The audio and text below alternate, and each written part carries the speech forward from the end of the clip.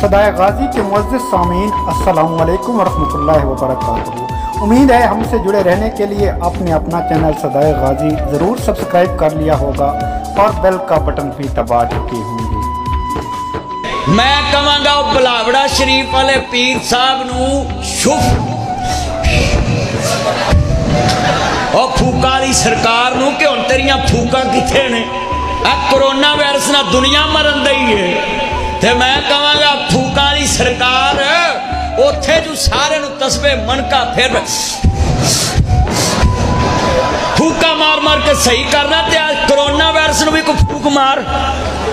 इनू कला जाना को स्पैशल त्यारा 130C ओदे ते करा के नू कलो चाइना ओदे सूबे वुहान विच ते पीर साहब इज्जत माप दी मैं बहुत इज्जत करना है, बहुत आला हस्ती है, असी सब का एहतराम करने और हर मजहबी रहनुमा का एहतराम करना चाहिए।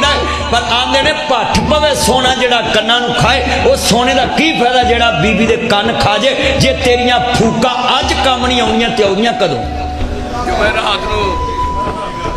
हाँ जी, बस एक स्पीकर इनू ला दो, स्पीकर तेन कह चैनल मुंह कर, चलो कोरोना वायरस मुक्के।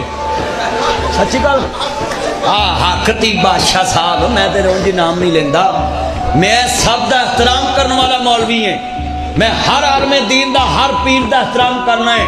हाँ जी क्यों करना है? जेड़े पन्नी कहें वो रल के बह सकते हैं, अही मौलवी नहीं रल के बह सकते क्यों जी? आप पन्नी कहें कट्ठे सूटा ला लेंगे, जिन्हों ना लगे उन्होंने मुफ्ती लवा देंगे।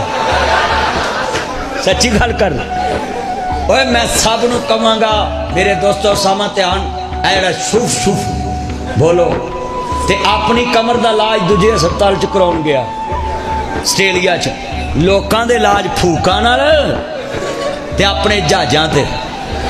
वाह भाई वाह हैं अन्ना मंडे शरीनियां भौंको अपने पर करिए की कौम दा वो जी फूक नाल कैंसर मुकन दिया है। मां भी अन्नी, धी भी अन्नी, पुत भी अन्ना, अन्ना है जवाई, रब ने सानू भाग लाया गो नौ भी अन्नी आई, टब्बर ही अन्नी।